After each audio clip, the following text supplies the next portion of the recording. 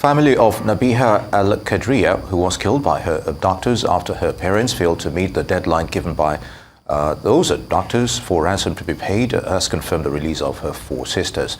Nabeeha, her sisters and their father were abducted on January 2nd from their home at Zuma 1 on the outskirts of Wari town in Abuja. Tragically, an uncle of the deceased, Abdul Fatai, who led a potential rescue mission, was killed by the bandits.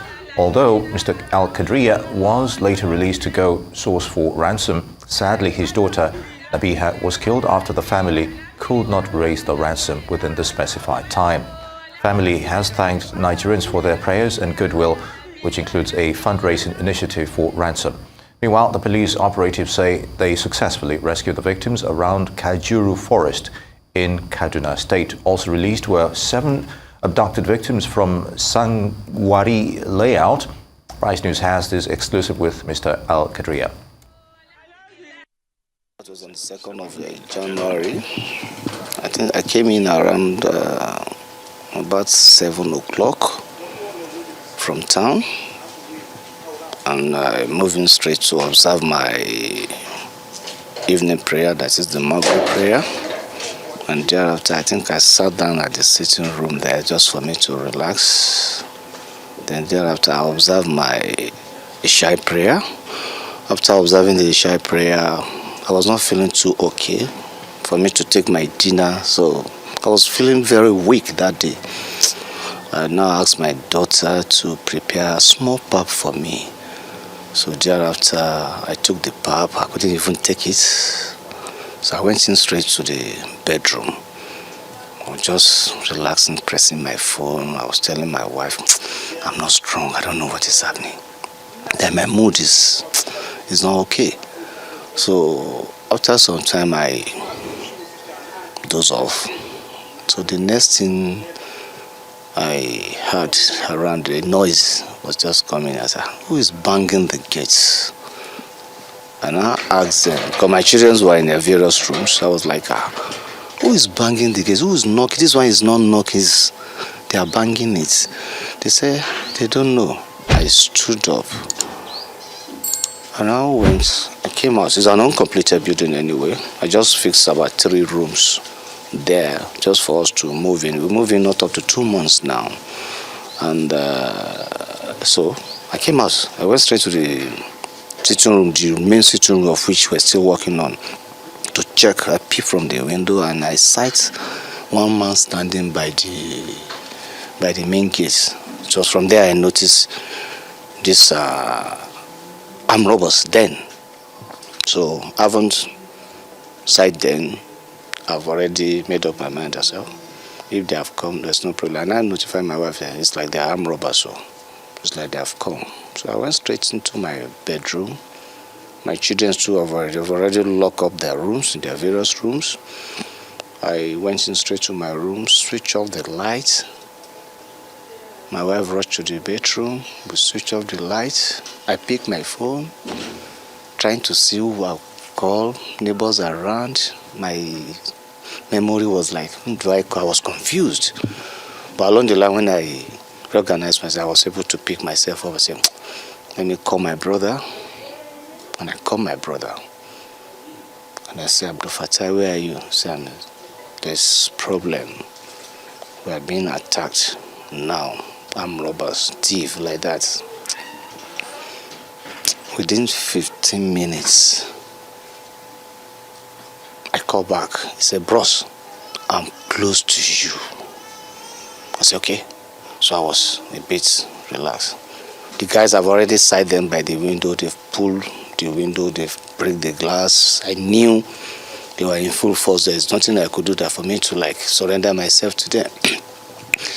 And I asked, I said, Kai, what is it that you need? Whatever you need, come in. I came out, opened the door. One got me and asked me, Inagudi. I look at him, I don't have money. But if you see anything here that is good for you, pack it at the Pideshi. He looked at me. He searched everywhere. I noticed they were looking for money, checking some things like that, of which they picked the things that they thought probably they could go with. I was just looking at him. Coincidentally, I think there was one rope that I used inside the compound at the back there. He picked the rope from my room. The next thing I saw him coming out was to tie me with that rope. I knew, well, I'm the suspect. I gave up. I said, okay, let's go. He now marched me out from my room to the balcony in my room, and then my children too. They've already break the door. They've used this long jigger in my compound. They pick the jigger from my compound.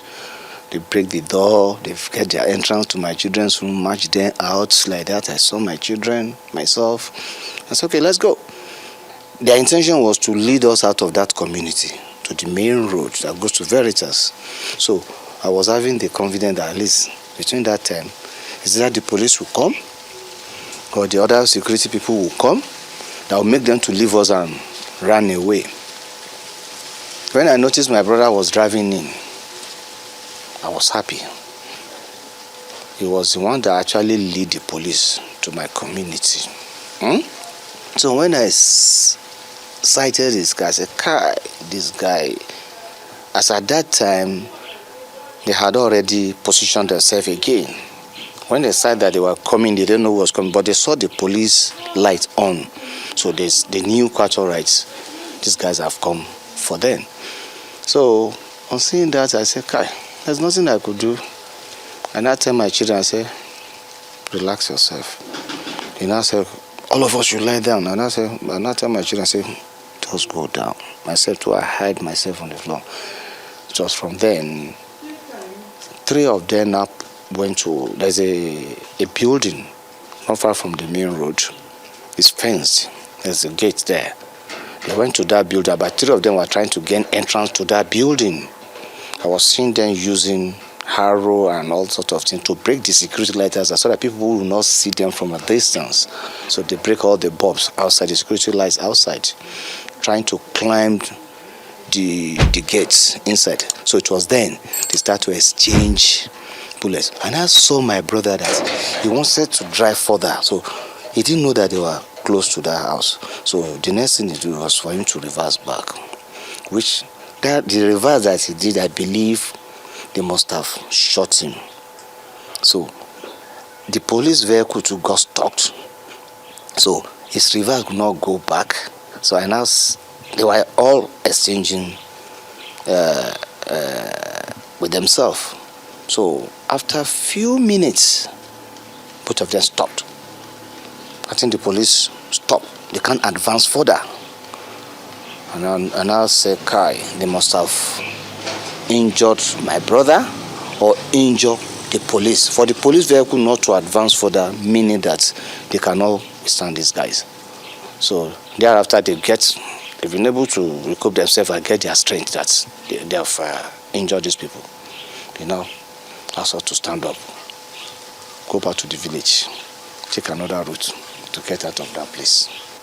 The ransom, how we came about the ransom? Particularly the demands. Have they made any demands when they contacted you?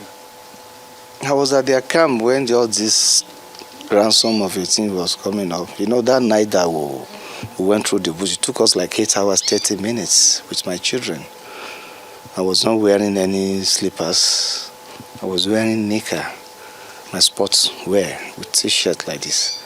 So, as at the time we were going inside that bush, one of them tried to make a fire. I was trying to make friends with one of them. So, Aboki, Zona Dalla. That one was not trying to, in the sense, I speak Yoruba. So, I was just trying to communicate to me in Yoruba. I was like, come now. What do you need? What do you need? Don't treat me like this, please. What do you need? And I said, hello, you have money? You have money. But you low, but you move. Wallo. I'm just speaking to Yoruba, I'm just speaking it. And I said, okay. I said, if it's that one, don't worry, I'll get. Yeah. So we got to one stream, it was very deep. He asked us to enter inside the water.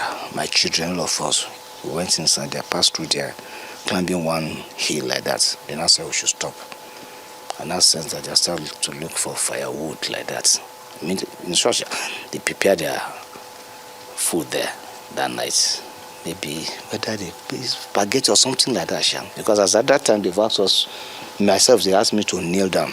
So one of them now came close to where I knelt down and asked me, bros, I mean, Mino Uku? I said, where do you want me to get 3 million?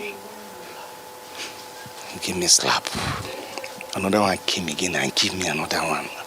Like that. The one with his gun hit me at my back. And I said, okay, no problem. We end that talk. After they take their food, they asked us to relax for like 30 minutes. We now embark on another journey. So another journey, that's maybe second lap. So I'm getting to another. It took us about 3 hours again, if I'm not mistaken. They asked us to stay in one bush, lie us down, that we should sleep. Of course, I enjoyed the sleep. Just maybe 30 minutes like that, inside bush, grass like that. My children too, some of them that carry maybe their night wrapper like that. They managed to cover me with their own, that Daddy, come, let's cover you. We did that. So after 30, 40 minutes, they asked us to stand up. We now begin the final lap. So the final lap, for us to get to the main camp, where their camp is, where their leader is, there's a big stream and one big mountain like that to climb. So they asked me to cross with 2 guys with their rifle following me. The guy that was holding my hand, the rope was still inside. He was controlling me with the rope. So I followed him. And I look back to check my children at the back. I say, Kai, 6 children. Where are they taking me to? I hope they are not going to kill me where they are taking me to. I just saw more courage and asked that guy, I said, oh boy, Nibolan Law, where are you taking me to? He said, bros, Baba, don't worry now. I want to go and meet her. I said, I'm feeling cold. He now asked the guy to give me they picked one duvet for my house that night. So one of them used it to cover himself up. And I said, I'm feeling cold, I'm not okay, I'm not strong. That I'm not strong that night, I'm on medication. He now pleaded with one of his colleagues, said, you should bring that duvet for me to cover myself with. So I used that one. I was going. I didn't see my children coming. I was like, what is happening? And I said, what of my children? He said, Baba, they will come. They will come. What are you doing with my children? He said, Katabi. Just shouting on me. I said, I'm not comfortable. I want to go back. He said, no, you cannot go back. After 30 minutes, I sight my children coming up. So when I sat there, I was happy. And that's why they now assemble us again. So the guy that was telling you I tried to pick as friend was like to lecture me, bros. I'm a Bogawanisi. Just cooperate with Oga. So the Oga will release you so you go and look for the ransom. I said, okay. I said, come, but I don't have money. I'm a civil servant. He said, Oga, leave that one. Go and look for the money. I said, I'm a civil servant. I just moved into that house not up to 2 months. My children, I had earlier explained to them that if they see the parlor there, nothing is there. There's just the room that we managed to enter. Not up to 2 months. We have been staying in a rental apartment for long. They asked me to go and sit down, relax, of which I did. After a few minutes, they called me that the leader wants to see me. The leader seeing me was to ask me, Zona, I've seen their stick in their hand. I knelt down in front of the leader asking me all those questions about Negidaya. I said, Lapialo. He said, do I know where I've come to? I said, I know now. Okay, soldier ni? I said, I'm not a soldier. It was just to know where I said, I'm just an ordinary civil servant. The house you see me staying there is for my brother. He just asked me to come and occupy the place. And it's not yet completed. He said, okay. One came from my back again and use his boots to hit me. He now started to negotiate. He now asked me how much can I offer. I said, I don't have money. But I can look for maybe 2 million to come and give you, or maybe 3 million. That's how we started. They say I have not talked. I should count my children. I'm talking of 2 million, 3 million. I should be very careful.